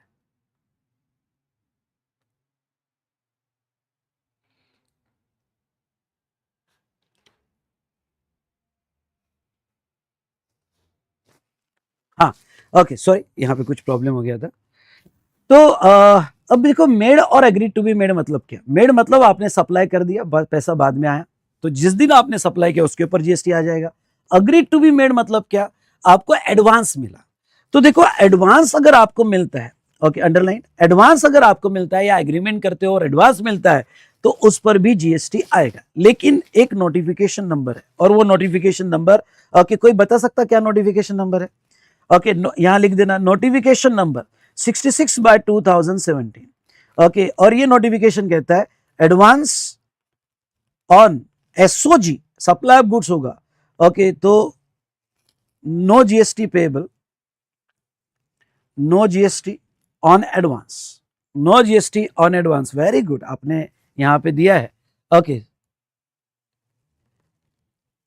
तो यहां पे ये जो है एडवांस ऑन एसओजी, तो गुड्स का एडवांस होगा तो फिलहाल टीओएस उसके ऊपर नहीं है। ओके सर्विस का होगा तो एडवांस पे जीएसटी आएगा। वेरी गुड बेटा, वेरी गुड। चलो नेक्स्ट है आपका कॉन्ट्रैक्ट फॉर कंसिडरेशन होना चाहिए। What do you mean bye consideration? ये डेफिनेशन पढ़ के जाना। ओके और ये डेफिनेशन में ये वाला पार्ट तो बहुत इंपॉर्टेंट है, इसके ऊपर तो इंस्टीट्यूट बहुत सी बार पूछती है ये वाला पार्ट। ओके तो ये डेफिनेशन में ओके देखो कंसिडरेशन यानी क्या, मतलब आप सप्लाई कर रहे हो और सप्लाई का कंसिडरेशन ले रहे हो। ओके तो देखो एनी पेमेंट मेड और agree to be paid in money, मतलब क्या आपने पहला ट्रांजेक्शन आपने क्या दिया, आपने गुड्स और सर्विसेज दी। सुनो आपने गुड्स और सर्विसेज दी और ये गुड्स और सर्विसेज के अगेंस्ट में आपको कंसिडरेशन मिलना चाहिए तो ही जीएसटी आएगा, ये हमारी गवर्नमेंट की कंडीशन है। ओके तो अब कंसिडरेशन मतलब आपको मनी में आया या अदरवाइज आया। सुनो मनी में या अदरवाइज मतलब काइंड में आया तो मतलब कंसिडरेशन है, उसके ऊपर जीएसटी आएगा। अच्छा वो पेमेंट रिसिपिएंट से है या किसी और से है, उससे कोई लेना देना नहीं। रिसिपिएंट से है या किसी और से है, तुम्हारे गुड्स और सर्विस के अगेंस्ट में मनी या अदरवाइज आया ना, अगर मनी और अदरवाइज आया मतलब आपको यहाँ पे जीएसटी वो सप्लाई फॉर कंसिडरेशन बोला जाएगा और उसके ऊपर जीएसटी आएगा। दूसरा मॉनेटरी वैल्यू ऑफ एक्ट या फॉरबिडेंस। हाँ okay monetary value of act और फॉरबिडेंस मतलब क्या? ओके अगर तुमने ओके समझ लो एक सेलर है और एक बायर है। ओके सेलर ने गुड्स ओके पहला ट्रांजैक्शन गुड सर्विस दी और गुड सर्विस के अगेंस्ट में उसको कंसिडरेशन मिला और कंसिडरेशन कोई एक्ट में मिला होगा या फॉरबिडेंस में मिला होगा।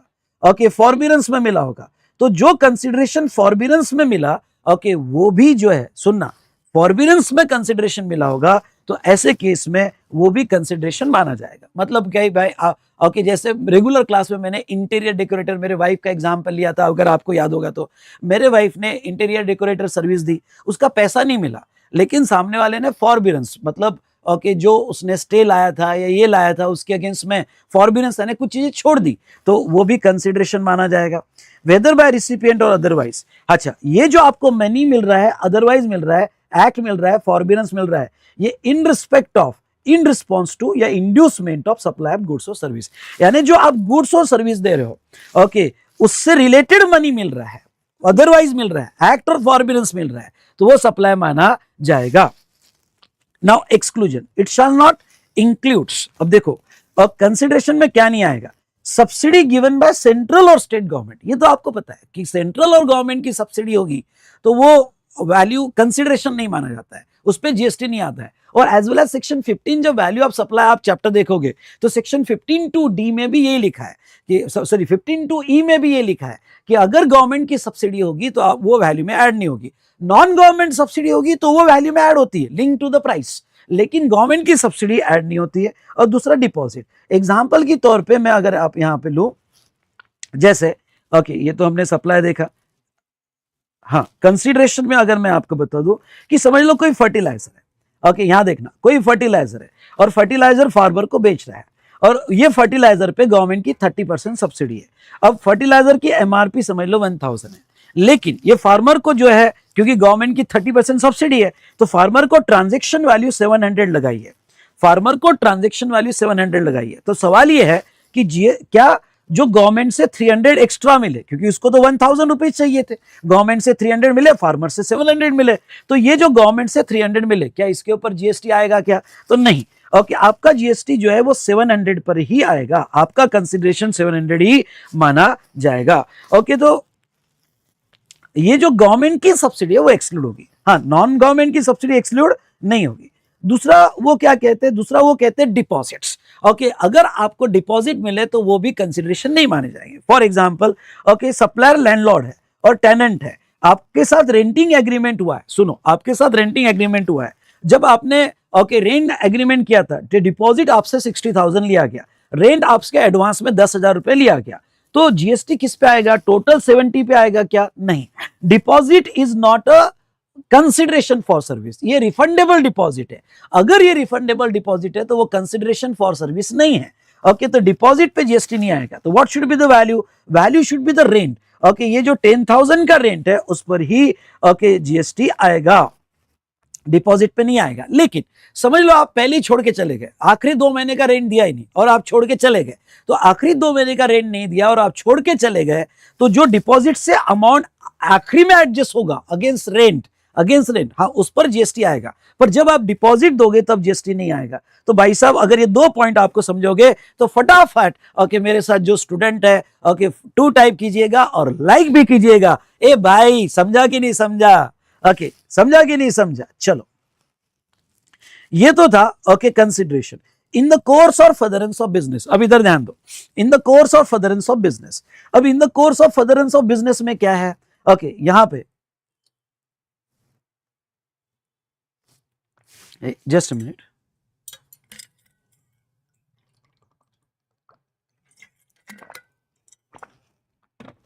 हाँ, अब जो भी सेल कर रहा है वो उसका बिजनेस होना चाहिए। समझ लो आपकी ओल्ड कार है, हाँ, आप सप्लायर हो और आपकी ओल्ड कार है और आपकी ये पर्सनल कार है, ठीक है, और आप कोई किसी सेकेंड हैंड डीलर को सेल कर रहे हो। आप सेकेंड हैंड डीलर को, भाई ये सरदार जी है, उसको आप सेल कर रहे हो। तो in the course of business seller के एंगल से देखना, बायर के एंगल से नहीं। बायर कुछ भी करे, मुझे क्या लेना देना भाई, क्योंकि जीएसटी लायबिलिटी सेलर पे, सप्लायर पे है। तो seller in the course of business दे रहा क्या? नहीं। ओके, उसकी पर्सनल कार है, इंडिविजुअल कार है, या आपका पर्सनल मोबाइल है, या आपकी पर्सनल ज्वेलरी है। ओके, तो आप जब अपनी पर्सनल ज्वेलरी सेल कर रहे हो तो not in the course of business होगा। तो वो not in the course of business होगा तो उसके ऊपर जीएसटी नहीं आएगा। क्यों ना कार की वैल्यू 80 लाख हो, 20 लाख से ऊपर हो, पर वो पर्सनल है, बिजनेस की नहीं है, तो उसके ऊपर जीएसटी नहीं आएगा। लेकिन आप कह रहे हो सर खरीदने वाला तो खरीद रहा, बिजनेस कर रहा है ना, हमको खरीदने वाले से कोई लेना देना नहीं है मेरे दोस्तों। ओके, मुझे सेलर सप्लायर से कंसर्न है, और सप्लायर जो है जब अपना गुड्स बेच रहा है या अपनी सर्विस दे रहा है तो not in the course of furtherance of business, उसके ऊपर जीएसटी नहीं आएगा। ओके, और कुछ एग्जांपल है, जैसे प्रसादम वगैरह रिलीजियस प्लेस पे प्रोवाइड होता है। ओके, तो प्रसादम वगैरह रिलीजियस प्लेस पे प्रोवाइड होता है तो वो भी इन द कोर्स ऑफ बिजनेस नहीं माना जाएगा। तो ऐसे कुछ और एग्जांपल मैंने सर्कुलर वगैरह लिए थे। हाँ, कॉन्सेप्ट ऑफ सप्लाई, ये चैप्टर जब आप एग्जाम के हिसाब से पढ़ो तो सर्कुलर, और स्पेशली लास्ट 2 साल के सर्कुलर लिख कर देख लेना। मैं आपको पढ़ा, रिवीजन करते करते बता रहा हूं आपको करना क्या है। ओके, एक आधी बार ये चैप्टर का कंटेंट कम हुआ तो भी चलेगा, लेकिन पहले सबसे पहले क्या करना, ओके, मेरे रिवीजन के बाद जितने भी रिसेंट पिछले 2 साल के या 3 साल के सर्कुलर है वो अलग करो, उसके पॉइंट्स लिख के देख लो, क्योंकि पिछले 4 एग्जाम में एक सर्कुलर पे कंटिन्यूअस क्वेश्चन आ रहा है ऑन कॉन्सेप्ट ऑफ सप्लाई पे। ओके, तो अगर तुमने अभी रिसेंट कोई या अमेंडमेंट वाला कोई सर्कुलर होगा और वो फंस गया तो भाई साहब ओके, ये इतनी बड़ी थ्योरी, जो भी आपको 20-30 पेजेस की थ्योरी, और पूछा गया बस एक रिसेंट सर्कुलर, तो पहले वो करो, बाद में जो करना है करो, जो थ्योरी याद रहती है रखो। केस स्टडी कैसे लिखना है, प्रॉब्लम जो जाते हैं कि कैसे लिखूं सर, केस स्टडी लिखते ही नहीं आ रही, ये सब चीजें बाद में, पहले प्रायोरिटी आप सर्कुलर खत्म करो। ओके, मेरी बात समझे क्या? समझोगे तो वाई टाइप करो। उसके बाद में नेक्स्ट जो है, ओके, यहां पे ये तो हमने 71A देखा। अब 71AA क्या है? आ जाओ नीचे, 71A में ये आपको बता देता हूं। वो कहते हैं कि any person other than individual. अब एनी पर्सन में कौन आ गया? एनी पर्सन में यहां पे ट्रस्ट आ गया, ओके, क्लब आ गया, या एओपी आ गया, ओके, पार्टनरशिप फर्म आ गया, कंपनी आ गया, एंड एक्सेट्रा। कोई भी पर्सन अदर देन इंडिविजुअल, वो अपने ही मेंबर या अपने ही कॉन्स्टिट्यूएंट्स, अब पार्टनरशिप फर्म में पार्टनर हो गए, ट्रस्ट में ट्रस्टी हो गए, ओके, मेंबर्स हो गए, ओके, क्लब में मेंबर्स हो गए।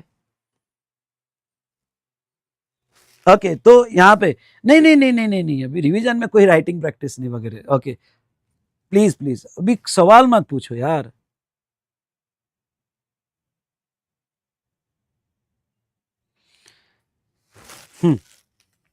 तो अब देखो यहां पे मेंबर और कॉन्स्टिट्यूएंट्स, तो ऐसे सिचुएशन में अगर यहां पे अपने ही मेंबर या कॉन्स्टिट्यूएंट को फॉर कैश, डिफर्ड पेमेंट और अदर वैल्यूएबल कंसिडरेशन। सवाल अभी मत पूछो, आपको कोई आंसर नहीं मिलने वाला, लास्ट में पूछो। तो आप आंसर रियली चाहते हो तो लास्ट में पूछना, ओके लास्ट में पूछना, लास्ट के 5 मिनट्स में दूंगा। तो कैश, डिफर्ड पेमेंट और अदर वैल्यूएबल कंसिडरेशन में अगर आपने अपने ही मेंबर को सप्लाई किया तो वो भी सप्लाई माना जाएगा, और ये पर्सन और मेंबर डिस्टिंक्ट पर्सन माने जाएंगे। Okay, deemed to take place between another person, other person माने जाएंगे। चलो, सो इससे क्या टेक अवे है, हमको क्या कंक्लूड करना है, आपने तो रिवाइज कर दिया। टेक अवे बस इतना ही है कि अगर आपको प्रॉब्लम आता है या कोई केस स्टडी आती है और कहते हैं कि क्लब है, एसोसिएशन है, वो और वो अपने मेंबर को सप्लाई कर रहा है, गुड्स दे रहा है, सर्विस दे रहा है, फॉर कंसिडरेशन दे रहा है, तो क्या वो बिजनेस एक्टिविटी है? हाँ, ओके, बिजनेस के डेफिनेशन में आता है। ओके, क्लब अपने एसोसिएशन में बिजनेस एक्टिविटी भी है, और 71A के हिसाब से वो सप्लाई भी माना जाएगा और उसके ऊपर जीएसटी भी आएगा। ये आपका टेक अवे रहेगा। चलो नेक्स्ट अब आते हैं 71B पे, इंपोर्टेशन ऑफ सर्विस। ओके, अब देखो 71B का क्या यहां पे 71B अगर हम देखें, इंपोर्टेशन ऑफ सर्विस। हाँ, एक मिनट, मैं एक सर्कुलर पे आता हूं, और वो सर्कुलर यहाँ पे चार्ट के एंड में मैंने सारे सर्कुलर समराइज करके दिए है, पर वो समरी जो है एग्जाम के पहले रीड करने के लिए अच्छा है। आपकी जो रेगुलर बुक है आपके पास जिसमें सर्कुलर दिए हैं, वो आप एक बुक में कलेक्ट करो, आप कलेक्ट करो एक बुक में, ओके, रेगुलर बुक से, और उसको पॉइंट वाइज मैनर में लिख के देखो। उसकी समरी मैंने चार्ट के इसी चैप्टर के एंड में भी दी है, ओके, इन बिटवीन भी दी है। अब देखो एक पॉइंट पे मैं डिस्कशन लेना चाहूंगा, सप्लाई फॉर कंसिडरेशन, जिसमें एक सर्कुलर बड़ा अच्छा सर्कुलर है जिसके ऊपर क्वेश्चन भी पूछे हैं। कौन सा? समझ लो भाई, मैं हूं विशाल भट्टड़ और एक स्कूल है, चैरिटेबल ट्रस्ट है, और चैरिटेबल ट्रस्ट में मेरे को डोनेशन मांगा गया कि भाई सर, ओके, थोड़ा डोनेट करो, ओके, बच्चे हैं, बच्चे आपके नाम पे हम बच्चों को पढ़ाएंगे, सिखाएंगे, ठीक है। अब देखो क्या हुआ, मैंने उनको पैसा डोनेट किया, समझ लो मैंने वॉलंटरी डोनेशन किया 50 लाख, मैंने पैसा दिया उनको।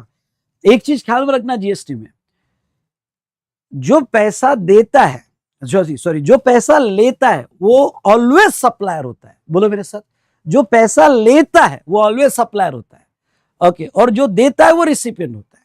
जो पैसा देता है, पैसा देता है वो रिसिपिएंट होता है। जैसे आप में, मेरे में, ओके, मैंने पैसा लिया, मैं सप्लायर हूं, और आपने पैसा दिया, आप रिसिपिएंट हो।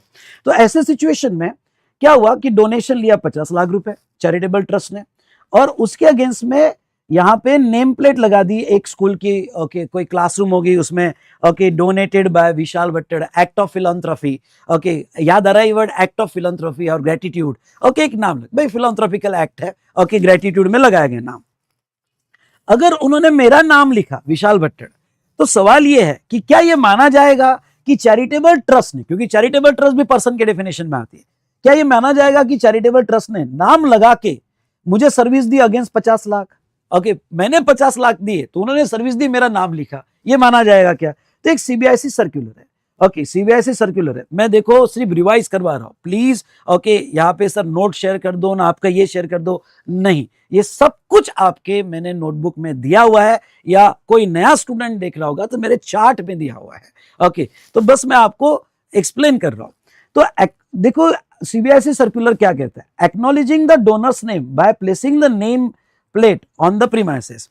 अगर ये गेस्चर ऑफ ग्रेटिट्यूड है, ओके, ध्यान सुनना, अगर ये गेस्चर ऑफ ग्रेटिट्यूड है या पब्लिक रिकॉग्नाइजेशन फॉर फिलैंथ्रोपिकल एक्ट है, ओके, तो वो केस में ये not a supply for consideration, ये सप्लाई नहीं होगा, जीएसटी नहीं आएगा, और ओके, क्विड प्रो क्वो एक वर्ड जो आना चाहिए, अगर ये सर्कुलर आया तो आना चाहिए, quid pro quo doesn't exist. Quid pro quo मतलब क्या ऐसा था कि भाई तुम पैसा दोगे तो मैं नाम लिखूंगा, या मैंने नाम लिखा तू पैसा दो, ऐसा क्विड प्रो क्वो था क्या? नहीं, वो तो फिलैंथ्रोपिकल एक्ट है, ओके, तो जस्ट मेरा नाम लिखा गया तो वो सप्लाई नहीं माना जाएगा।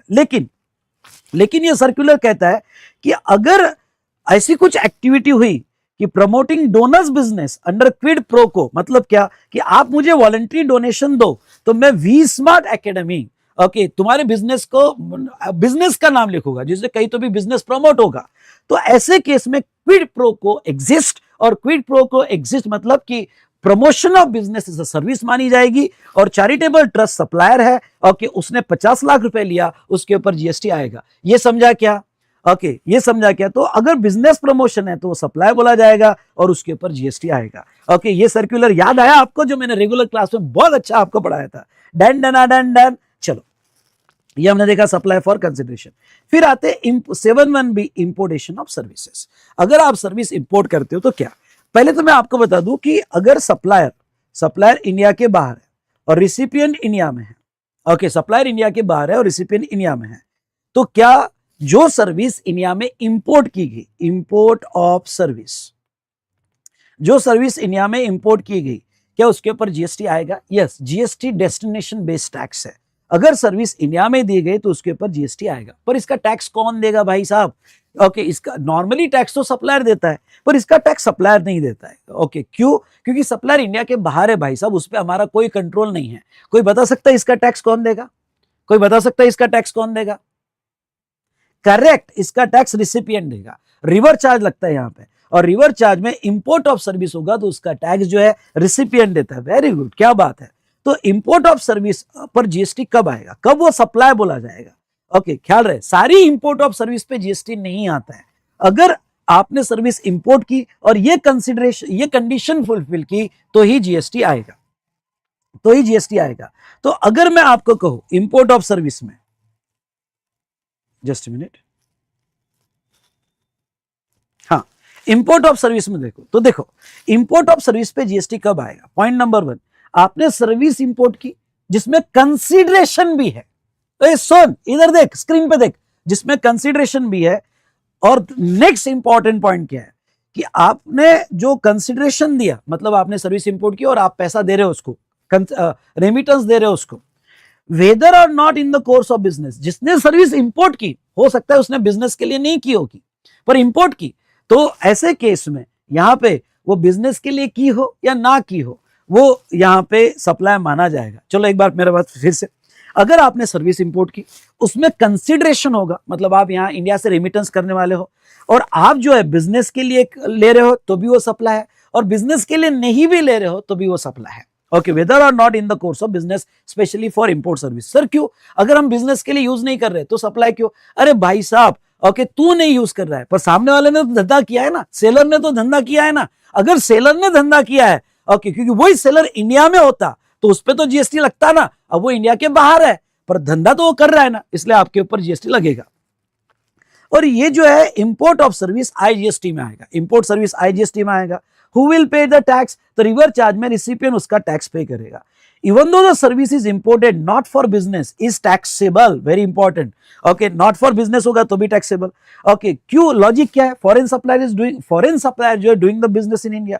Okay, and government want to capture all digital economy, क्योंकि अगर ऐसा हुआ कि आप बिजनेस के लिए नहीं, इतनी डिजिटल इकोनॉमी चल रही है यार, और लेने वाले तो दिन भर इंस्टा पे लगे हैं। ओके, दिन भर इंस्टा यूट्यूब पे सब लगे हुए हैं।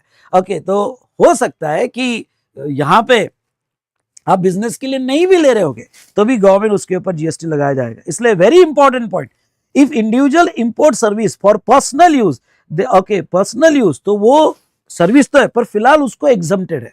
अब मेरी बात सुनना, इंपोर्ट सर्विस आपने, अब यहां कंफ्यूज मत होना, पॉइंट नंबर 1, इंपोर्ट सर्विस आपने नॉन बिजनेस के लिए लिया होगा तो भी सप्लाई तो है पर एक एग्जम्पशन दिया हुआ है। और शायद मैंने एग्जम्पशन आपको पढ़ाया था क्या? अगर ये इंपोर्ट सर्विस इंडिविजुअल ने ली होगी और पर्सनल पर्पस के लिए दी होगी तो फिलहाल गवर्नमेंट ने एग्जम्पशन दिया हुआ है। इट्स अ सप्लाई, पर यहां गवर्नमेंट ने एग्जम्पशन दिया हुआ है। ओके, तो चलिए, आई होप आपको ये ट्रिकी पॉइंट समझ में आया क्या? ओके, ये ट्रिकी पॉइंट समझ में आया क्या? समझा होगा तो फटाफट 1 टाइप करो। तो importation of service for underline for consideration whether और not in the course of business. अब देखो, ये तो हम सर्विस की बात कर रहे हैं। अगर आपने गुड्स किया होगा, GST on import of goods govern by custom tariff act. Okay, import of goods होगा, गुड्स अगर इंपोर्ट हुआ तो उसके ऊपर कस्टम ड्यूटी लगता है। उसके बाद में आरसीएम होगी तो आपको आरसीएम पे रिवर चार्ज में देना पड़ता है। और import of service other than for business for personal use, और वो इंडिविजुअल ने लिया होगा, वो अगर इंडिविजुअल ने लिया होगा तो फिलहाल एग्जम्प्ट है। चलो, ये समझा क्या आपको? ये समझ में आया क्या? चलो, तो ये हमने कंप्लीट किया इंपोर्ट ऑफ सर्विस। अब आते हैं शेड्यूल 1 पे, फटाफट आ जाओ शेड्यूल 1 पे। ओके, शेड्यूल 1 क्या कहता है? शेड्यूल 1 कहता है यहां पे कुछ ऐसी एक्टिविटी, सारी नहीं, कुछ ऐसी एक्टिविटी गुड्स और सर्विस की जो एक्टिविटी विदाउट कंसिडरेशन होगी, मेरी बात सुनो, जो एक्टिविटी विदाउट कंसिडरेशन होगी तो वो एक्टिविटी सप्लाई मानी जाएगी। कौन सी एक्टिविटी विदाउट कंसिडरेशन सप्लाई मानी जाएगी? पहला, परमानेंट ट्रांसफर और disposal of business asset where input tax credit has been availed on such asset. अब समझ लो आपकी बैलेंस शीट है, ओके, बैलेंस शीट में ये लायबिलिटी साइड है और ये असेट साइड है, ओके, और असेट साइड में आपने फर्नीचर खरीदा है, मूवेबल फर्नीचर खरीदा है, ओके, और ये मूवेबल फर्नीचर जो खरीदा, क्या इसका आप ओके इनपुट टैक्स क्रेडिट ले सकते हो क्या? यस, इनपुट टैक्स क्रेडिट सारे गुड्स का मिलता है इंक्लूडिंग कैपिटल गुड्स जो आप बिजनेस में यूज कर रहे हो। तो आपने जब फर्नीचर खरीदा होगा जो आपके असेट का पार्ट है और उसका आईटीसी लिया होगा, अब बहुत सी बार क्या करते हैं लोग, अपनी असेट ट्रांसफर कर देते हैं, तो अब वो क्या कहते हैं, अगर आपने अपनी असेट ट्रांसफर की और ये विदाउट कंसिडरेशन की, फ्री दे दिया किसी को, समझ लो मेरा कैमरा है, ये कैमरे का मैंने आईटीसी लिया हुआ है, क्रेडिट लिया हुआ है, और ये जो है यहां पे सुनो, ये क्रेडिट लिया हुआ है और ये कैमरा मैंने किसी को फ्री दे दिया, परमानेंटली फ्री दे दिया, या घर पे लेके चले गया, या ये टीवी घर पे लेके चले गया, या कोई भी असेट आपने घर पे लेके चले गया जिसका आईटीसी लिया हुआ है, तो वो सिचुएशन में ओके आईटीसी लेने के वजह से चीजें ट्रिग हो गई। ओके, आईटीसी लिया है इसलिए हम फ्री पर जीएसटी लगा रहे हैं। अगर आप आईटीसी नहीं लेते, सुनो, अगर आप आईटीसी नहीं लेते तो हम जीएसटी नहीं लगाते। अब मेरी एक बात सुनना सर, अगर मैंने ये कैमरा जो मेरी असेट है, ये अगर मैंने फ्री नहीं दिया, अगर मैंने ये सेल किया होगा तो, ओ भाई साहब, सेल किया होगा तो वो 7(1) का ही सप्लाई है, सोल्ड फॉर कंसिडरेशन है, ओके, वो 7(1) का सप्लाई है, फिर वहां तो आईटीसी लिया हो नहीं लिया हो उसके लेना देना नहीं, तुमने पैसा कमाया तो जीएसटी आएगा, फिर आपने आईटीसी लिया हो या ना लिया हो उससे कोई लेना देना नहीं, क्योंकि आपने सेल किया है। पर ये आईटीसी वाली कंडीशन कब आती है? जब आपने फ्री दिया हुआ है, और उसके ऊपर ओके फ्री दिया हुआ है तो उसके ऊपर जीएसटी आएगा। इसलिए यहां पे थोड़ा ये समझ लो, ओके, पैरा 1 में ओके आपने ओके कौन कौन सी चीजें इंपॉर्टेंट है? चीजें इंपॉर्टेंट ये है कि आपने परमानेंट ट्रांसफर किया है, डिस्पोजल किया है, परमानेंटली बिजनेस से गुड्स निकाल के दे दिया, वो बिजनेस असेट है, ओके, फिर वो कैपिटल असेट हो या करंट असेट हो, ओके, बिजनेस असेट है, ओके, यहां पे कैपिटल हो या करंट हो, विदाउट कंसिडरेशन दिया है और आईटीसी लिया हो, तो ये अगर चारों कंडीशन फुलफिल हुई तो वो सप्लाई माना जाएगा। ये समझा क्या? ये समझा होगा तो पैरा 1 टाइप करो, ये समझा होगा तो पैरा 1 टाइप करो। इसलिए इसके ऊपर सर प्रॉब्लम कैसे आ सकते हैं? इसके ऊपर प्रॉब्लम ऐसे आ सकते हैं कि भाई तुम्हारा फर्नीचर असेट का और या तुम्हारा स्टॉक है, ओके, करंट असेट का स्टॉक है, और वो आपने किसी को फ्री दे दिया, हाँ, और ये लिखा कि उसका आईटीसी भी लिया हुआ है, अगर आईटीसी लेके फ्री दे दिया होगा तो उसके ऊपर जीएसटी आएगा। चलो ठीक है, पैरा 1 इज ओवर। उसके बाद में नेक्स्ट 2, सप्लाई ऑफ गुड्स और सर्विसेज, आपने गुड्स या सर्विसेज सप्लाई की टू रिलेटेड पर्सन या distinct person under section 25 in the course of business. बेटा देखो, अगर आपने विदाउट कंसिडरेशन मतलब कुछ चार्ज नहीं किया और कोई भी गुड्स दिया हो या कोई भी सर्विसेज दी हो और डिस्टिंक्ट पर्सन को दिया होगा तो सप्लाई बोला जाएगा। ये तो हमने देख लिया भाई साहब, ओके, देखो कंसेप्ट चार्ट में कैसे फटाफट मिलते हैं, बुक में तो भी पीछे जाके देखना पड़ता है, चार्ट में तो वही मिल जाता है। ये हमने देखा कि ये आपका डिस्टिंक्ट पर्सन है, ये डीडीपी है और ये डीडीपी है, ओके, और आपने विदाउट कंसिडरेशन स्टॉक ट्रांसफर किया है, तो ये विदाउट कंसिडरेशन स्टॉक ट्रांसफर किया है, तो ये देखो मैंने लिखा है पैरा 2 के हिसाब से, शेड्यूल 1 पैरा 2 के हिसाब से ये सप्लाई माना जाएगा और जीएसटी आएगा, और ये डेस्टिनेशन बेस्ड टैक्स है, यहाँ जीएसटी आएगा और ये जीएसटी का आईटीसी इधर मिल जाएगा, तुम्हारा लॉस नहीं होने वाला है, वहां जीएसटी आएगा और इधर इसका आईटीसी मिल जाएगा, ओके, डिस्टिंक्ट पर्सन में। अब वो क्या कहते हैं, ओके, ये डिस्टिंक्ट पर्सन में भी लागू है और ये रिलेटेड पर्सन में भी लागू है। सुनो, ये रिलेटेड पर्सन में भी लागू है, डिस्टिंक्ट पर्सन में भी लागू है। डिस्टिंक्ट पर्सन तो समझ में आ गया, जो इन the course of business use कर रहे हैं। रिलेटेड पर्सन मतलब क्या? ओके, अब देखो रिलेटेड पर्सन की डेफिनेशन मैंने नीचे दी है। Okay, what do you mean by related person? मतलब कॉमन डायरेक्टर्स और officer, legally recognised partner, employer employ relationship, किसी तीसरे ने 25% स्टेक होल्ड करके रखा है, one control the another holding subsidiary company, both of them control by third person, okay, directly they control by third person, member of same family. पर मैं आपको कहूं क्या, 2 बातें अच्छे से पढ़ के जाना, इस पर ही सवाल पूछे रिलेटेड में, रट्टा मार के जाना 2, कौन से दो रिलेटेड रट्टा मार के जाना, एम्प्लॉयर और एम्प्लॉय रिलेटेड पर्सन माने जाएंगे और member of same family okay related person माने जाएंगे। और ये फैमिली की डेफिनेशन भाई साहब ये लर्न करके जाना, तो बस 3 लाइन इसमें लर्न करके जाना। कौन सी? ओके, एम्प्लॉयर और employ, okay, member of same family और फैमिली की डेफिनेशन। अब फैमिली की डेफिनेशन क्या दिया है? फैमिली की डेफिनेशन दिया है स्पाउस और चिल्ड्रेन। ओके, आपका देखो स्पाउस और चिल्ड्रेन होगी तो वो ऑलवेज रिलेटेड मानी जाएगी। और parent, grand parent, brother, sister okay of the person if they are only और mainly dependent on the said person. मतलब क्या? स्पाउस, चिल्ड्रेन वो डिपेंडेंट हो या इंडिपेंडेंट हो वो ऑलवेज रिलेटेड माना जाएगा। और दूसरा parent, grand parent, brother, sister, सुनना, parent, grand parent, brother, sister ये रिलेटेड तभी माने जाएगी जब वो फाइनेंशियली डिपेंडेंट होके। तो जब आप अभी क्वेश्चन पढ़ोगे रिवीजन के बाद तो ये ओके रिलेटेड की डेफिनेशन पे 2-3 क्वेश्चन है, इंपोर्ट ऑफ सर्विस के कॉन्टेक्स्ट में भी है। तो फैमिली के दिया है कि भाई सिस्टर है, डिपेंडेंट नहीं है, डिपेंडेंट है, थोड़ा रिलैक्स माइंड से, बिल्कुल शांत ओके डेफिनेशन पढ़ने का और बाद में जो है ये डेफिनेशन पढ़ने का और बाद में सॉल्व करने का। तो 2 एम्प्लॉयर, एम्प्लॉय और ये रिलेटेड माने जाएंगे। अब दोस्तों मैं आपको ये बताना चाहूँ, इधर देखना मेरे भाई साहब, इधर देख ओके मैं क्या कह रहा हूं, और वो ये है कि रिलेटेड पर्सन को भी अगर आपने फ्री दिया होगा, क्या? गुड्स और सर्विसेज। समझ लो मैं अपने वाइफ को कोई जीएसटी का रिटर्न फाइल करके दे रहा हूं, वाइफ रिलेटेड है ओके, तो वो फ्री भी दिया होगा तो भी जीएसटी आएगा ओके। या फिर मैं पेरेंट, ग्रैंड पेरेंट्स को in the course of business, no doubt in the course of business, जो भी चीज हो रही है in the course of business, पैर वैर नहीं okay, in the course of business दे रहे हो और वो जो है आप फ्री दे रहे हो, तो वो सिचुएशन में ओके वो सिचुएशन में भी उस पर जीएसटी आएगा। तो गुड्स और सर्विसेज आपने फ्री दिए, पर इसमें एक क्लॉज है और वो क्लॉज क्या है? Give by employer. अगर एम्प्लॉयर अपने एम्प्लॉय को गिव देता है 50,000 से ज्यादा इन अ फाइनेंशियल ईयर, तो वो सप्लायर नहीं माना जाएगा पर एम्प्लॉय ओके। पर एम्प्लॉय वो अगर गिव देता है okay in a financial year तो वो सप्लायर नहीं माना जाएगा। अब मैं थोड़ा ये पॉइंट आपको समझा देता हूं। अब देखो भाई दिवाली है तो ओके मैंने कोई गुड्स खरीदा और अपने एम्प्लॉय को दे रहा हूं, चलो दिवाली गिफ्ट मैंने कार खरीद के या बाइक खरीद के एम्प्लॉय को दे दी, तो क्या हो जाएगा? लॉ क्या कहता है कि एम्प्लॉयर एम्प्लॉय रिलेटेड है, तो आपने कोई भी गुड्स फ्री दिया किसको? एम्प्लॉय को, तो वो रिलेटेड पार्टी ट्रांजैक्शन हो गया और फ्री दिया इसलिए पैरा 2 के हिसाब से जीएसटी आ जाएगा। लेकिन अगर उसकी value in a financial year पर एम्प्लॉय अप टू 50,000 है, अप टू 50,000 है, तो उसके ऊपर जीएसटी नहीं आएगा ओके, उसके ऊपर जीएसटी नहीं आएगा। तो ये हमने देखा रिगार्डिंग टू पैरा 3।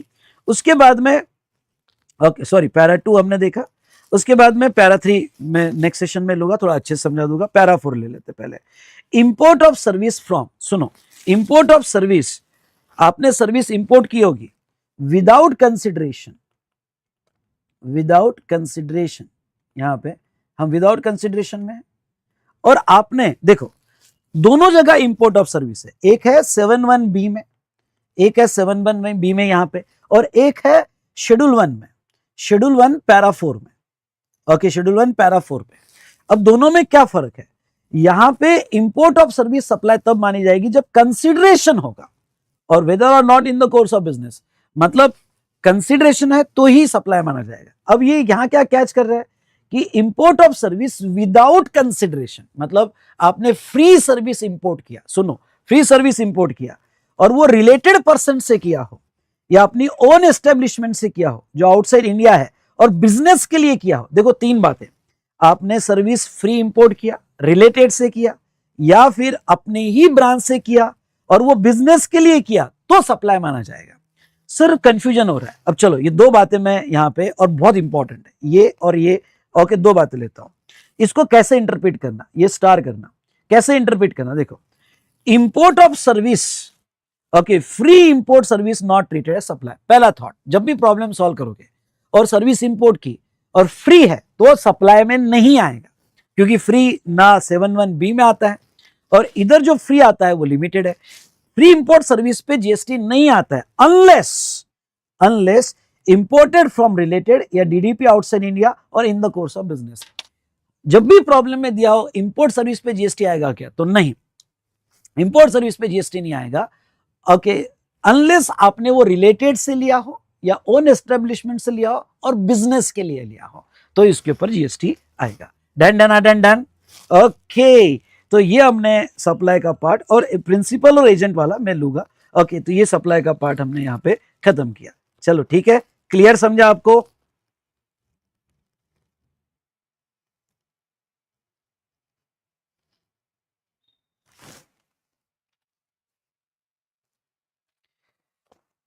चलिए दोस्तों, तो आज का सेशन यहीं रुकते हैं। आई होप आपको बहुत मजा आया होगा ये रिवीजन में। कुछ बातें मैं आपको कहना चाहूंगा कि यस, यहाँ पे बूस्टर प्रैक्टिस बैच हमारी नेक्स्ट मंथ में चालू होगी। उसकी डिटेल्स ओके मैं नवंबर फर्स्ट वीक में डाल दूंगा। और ये रिवीजन अभी आपको क्या करना है, ये अभी आपको रिवीजन कंप्लीट करना है, क्वेश्चन यार एक बार पढ़ लेना है। डायरेक्ट रिवीजन के बाद चार्ट सामने रख के आप क्वेश्चन बैंक भी पढ़ते हो तो अच्छी बात है, जितना लिमिटेड आपके पास टाइम है। कॉन्सेप्ट बुक जहां जरूरत है वहीं पढ़ो। ओके, फटाफट सिलेबस खत्म करो और इस बार हमारा टारगेट यस आईडीटी में अच्छा रखो। तो चलिए दोस्तों, कॉन्सेप्ट ऑफ सप्लाई को कल इसी टाइम पे 11 बजे हम कंप्लीट करेंगे। पूरा चैप्टर कंप्लीट करेंगे विद सर्कुलर, इंपॉर्टेंट सर्कुलर भी हम कंप्लीट करेंगे। मैं चाहता हूं कि यहां पे रेगुलर बुक में जाओ, सर्कुलर जहां जहां है वो ढूंढो और आज सारे सर्कुलर पढ़ लो। आज अगर आप सारे सर्कुलर पढ़ोगे तो कल मेरे रिवीजन में आपको हेल्प होगी। ठीक है? नहीं, आज का होमवर्क सिर्फ क्वेश्चन बैंक पढ़ो, जितना हमारा पोर्शन हुआ है। डन। सो लाइक जरूर करना और लेक्चर खत्म होने के बाद ऑफलाइन कमेंट जरूर देना आज के सेशन की। ओके, यहाँ पे बस मैं यही कहूंगा कि ऑफलाइन कमेंट जरूर दो, लाइक करो और मैक्सिमम ये शेयर करो। सर नंबर याद रखना जरूरी है क्या? नहीं नहीं नहीं, प्रोविजंस वगैरह याद रखना जरूरी नहीं है।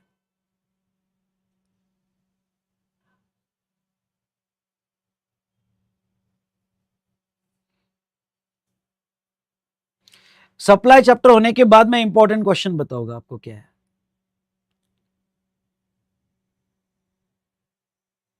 चल यहां रुकते हैं। ओके बाय बेटा। आपकी जो भी डाउट्स हो के कमेंट्स में, ऑफलाइन कमेंट्स में डालो तो मैं उसका रिप्लाई करूंगा। ठीक है, लाइक करके कमेंट्स में डालो। चलो यहां रुकते हैं। एक बार रिवाइज करो बेटा आप।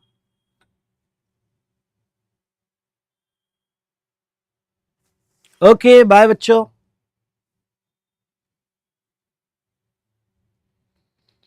हाँ, सीए फाइनल का रिवीजन आज अपलोड करूंगा बेटा, पहला सेशन। सीए फाइनल का रिवीजन आज अपलोड करूंगा, पहला सेशन आशुतोष। ओके बाय बेटा।